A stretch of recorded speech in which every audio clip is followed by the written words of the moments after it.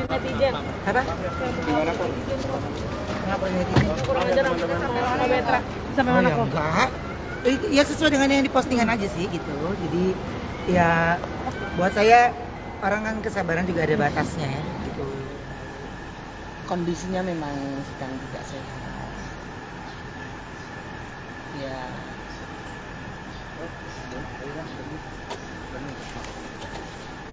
Sedang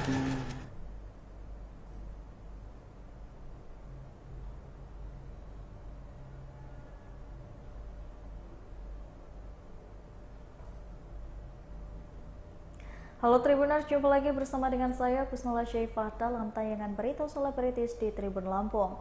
Kami akan menyajikan informasi menarik dan terupdate seputar selebritis air untuk Anda, dan inilah berita selebritis selengkapnya.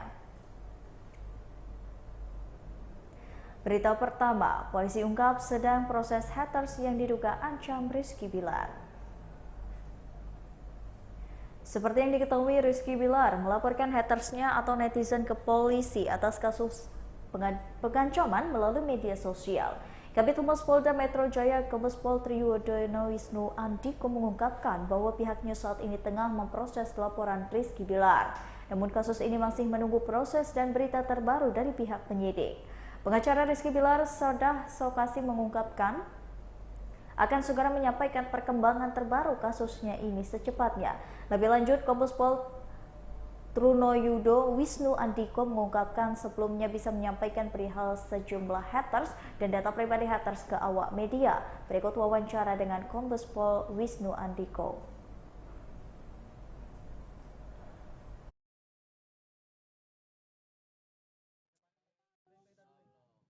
Belum Pak, belum. Kita tunggu temannya. Pak, bentar ya Pak.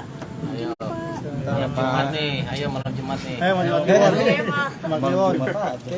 Ayo Pak. Yasinan ini. Yasinan. Silakan Pak. Siap? Oke. Baik, rekan-rekan media, terima kasih semuanya ya. Dalam hal ini adanya suatu proses yang dilakukan oleh Direktorat Reserse Kriminal Khusus Polda Metro Jaya yang terkait dengan laporannya saudara kita RB ya. Tentu mekanisme ini sudah berproses. Kemarin rekan-rekan sudah melihat bagaimana perkembangannya.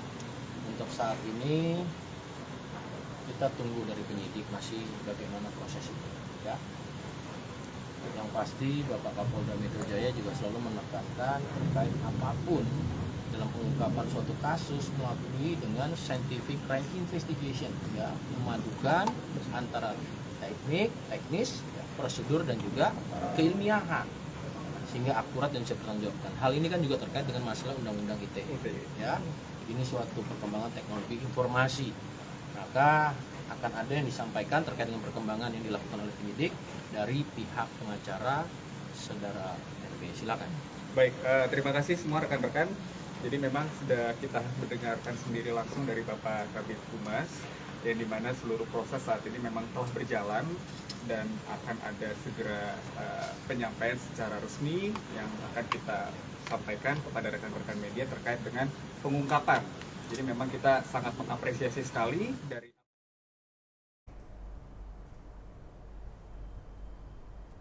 Berita selanjutnya, komedian Nunung didiagnosis kanker payudara, kini fokus perawatan hingga meminta keluarga kembali ke Solo. Kabar kurang menyenangkan datang dari Tri Retno Priyodo alias Nunung.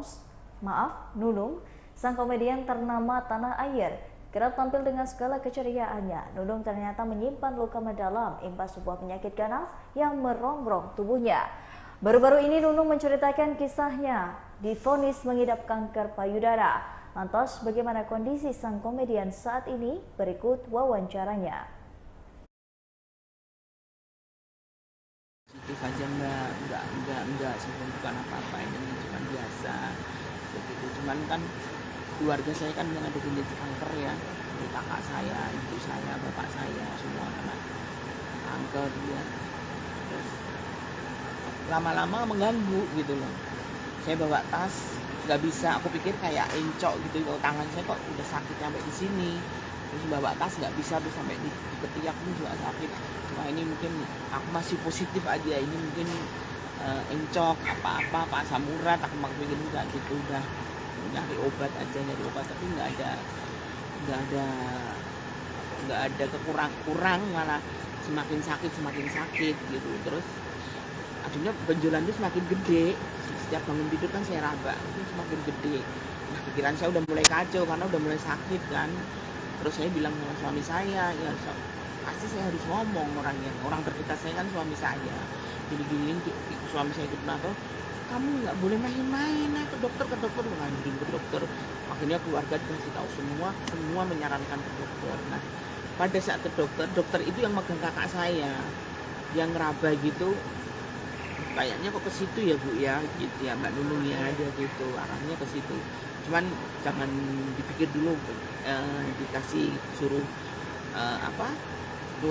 USG sama mamografi, Nah setelah hasilnya jadi memang mengarah ke situ, dokternya lebih ini mengarah ke situ.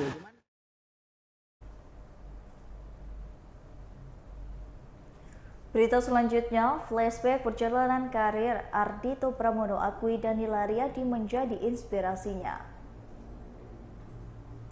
Ardhito Pramono mengenang perjalanan karirnya sebagai musisi yang mulai melejit pada tahun 2017 lalu. Dikatakan Ardhito sebelum namanya melambung menjadi musik jazz, dirinya sempat membuat lagu dengan genre hip hop dan juga rock. Ardhito kemudian mengakui bahwa karir musiknya meledak setelah mengikuti jejak Danila Riyadi. Kala itu ia melihat Danila bisa sukses dengan musik jazz dan sedikit blend. Ia pun berani untuk menjajal genre itu. Ardhito pun memutuskan untuk merilis single dengan aransemen musik jazz yang membuat karirnya pun melejit. Tak hanya membagikan cerita soal karirnya, Ardhito Pramono juga akan memeriahkan gelar Music Inventory Anniversary. Berikut wawancara dengan Ardhito Pramono. Sisi originalitas itu mungkin mentok itu terakhir di tahun 90-an gitu, apalagi sebuah genre gitu, tren fashion juga selalu berputar gitu. Makanya akhirnya banyak musisi angkatan gue juga ada mungkin baru, teman-teman baru, banyak mungkin yang bawa lagi bunyi-bunyian tren-tren dari tahun 2000-an, tren-tren dari tahun 80-an yang sangat berpengaruh banget untuk tren zaman sekarang. Baik kalau kita ngomong 2023, ini kayaknya bakalan balik lagi. Kalau misalnya 2020 kan kita ngerasa udah balik ke tahun 90-an, akan lebih balik ke tahun 80-an lagi gitu. Jadi dan yang dari tahun 80-an juga akan lebih, wih, The Cure nih gitu. Terus anak-anak sekarang juga kayak akhirnya kemarin gue manggung di Sukaresmi dan SMA-nya main lagu The Smiths gitu. Jadi kayak wah, ini gokil banget sih, udah berputar tahun 80-an ya gitu. Jadi lebih keren sih kalau sebelumnya. Oke, apalagi sekarang di era digital ya, Yes. gak ada alasan kayak gue gak dengerin The Beatles, gak ngalamin, pasti kan sepetannya kayak ya lo kurang gigi gitu ya. Karena udah banyak source-nya untuk cari tahu sendiri gitu ya. Oke, lo tuh emang gimana kok menjalani apa yang lo lakukan di entertainment industri hari ini? Karena lo kan bisa dibilang lo ngomong dengan jalur yang berbeda gitu. Saat semua orang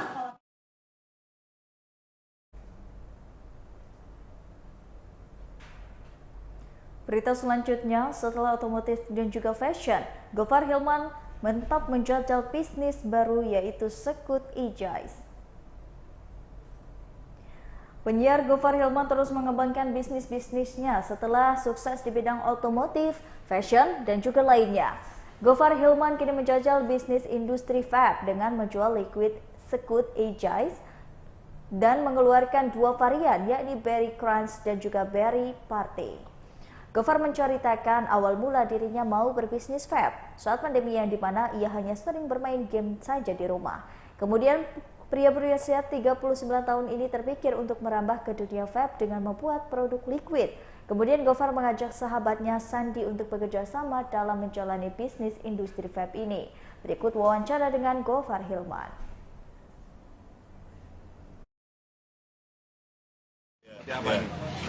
Ya jadi emang rencana gue ke depannya sih pengen mengurangi di depan kamera sebenarnya. Pengen karena kan banget sama anaknya 100% gitu. Jadi dia tahu nyamannya gue di sini dan dia mendukung aja sih. Biasanya kalau udah kode-kode itu kan namanya juga orang tua ya. Justru gue takut nih kalau nyokap gue nggak gitu, nggak marahin gue, kayak gue takut gitu, karena jangan-jangan itu nggak sayang sama gue. Iya. Karena hal-hal gitu sebenarnya lumrah sih. Makanya gue suka heran ya sama orang yang suka sebel sama kata-kata. Kalau di Lebaran kan suka ada di Twitter atau apa rame gitu kan. Gue sebel banget tuh sama orang kapan nikah. Lah enggak, itu mereka lagi bertindak sebagai, jadi nggak usah disebelin sih menurut gue. Justru orang yang sebel akan pertanyaan kapan nikah adalah orang yang insecure sama jadi dirinya sendiri sih menurut gue. Jadi kalau gue sih santai aja. Siap. Jadi bisnis vape sama aja buat nambahin tabungan lu buat nikah di kemudian hari. Itu benar. Dan ngembaliin modal yang kemarin-kemarin juga. Bener, yang sempat hilang. Iya, itu bener banget sih. Jadi banyak bisnis-bisnis baru yang memang kayaknya kehilangan yang kemarin tuh harus gua raih gitu kan, secara perlahan lah, nggak langsung gitu. Kalau dibilang pendapatan sekarang mah dulu mah jauh beda, masih banyak yang dulu. Cuma ada harapan besar di sini yang menurut gue tuh bisa gue lakukan lah pelan-pelan dan jangan nyerah aja. Karena bagi gue sih prinsip gue sekarang adalah tugas gue adalah bangun ketika jatuh dan membungkuk ketika lagi meninggi gitu. Itu tugas gue aja sih. Lah, man.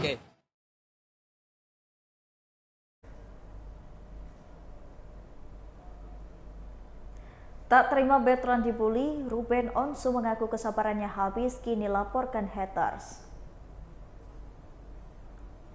Presenter kondang Ruben Onsu tak terima putranya veteran Putra Onsu dibully di media sosial. Ia pun mengaku kesabarannya habis.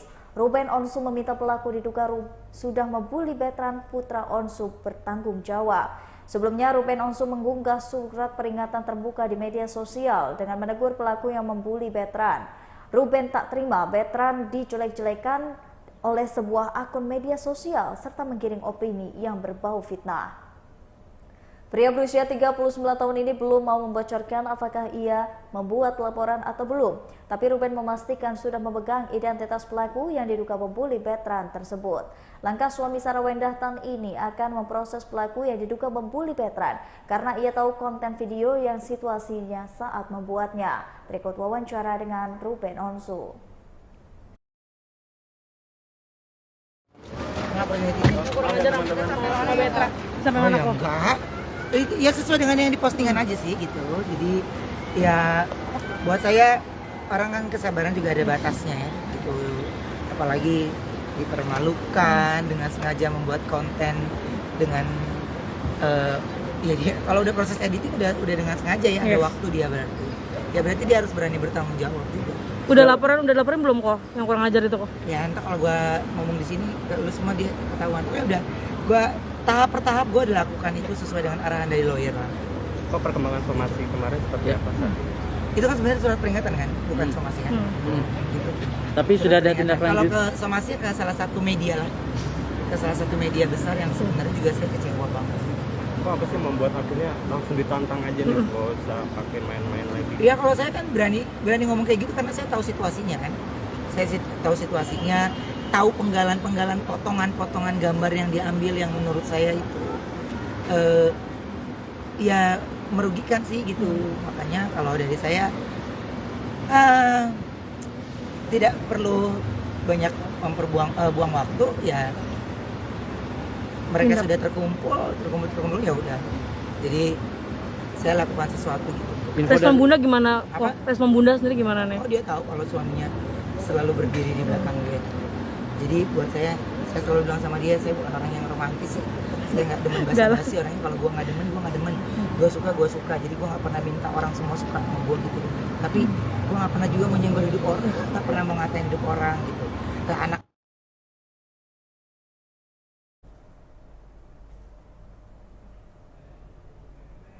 Baiklah Tribuners, setelah tadi berita selebritis di Tribun Lampung bersama dengan saya Kusnula Syaifah. Jangan lupa untuk terus saksikan video selengkapnya di YouTube Tribun Lampung News Video, Facebook Tribun Lampung, Instagram Tribun Lampung, dan juga TikTok Tribun Lampung untuk bisa mendapatkan informasi terupdate lainnya. Selamat siang dan sampai jumpa.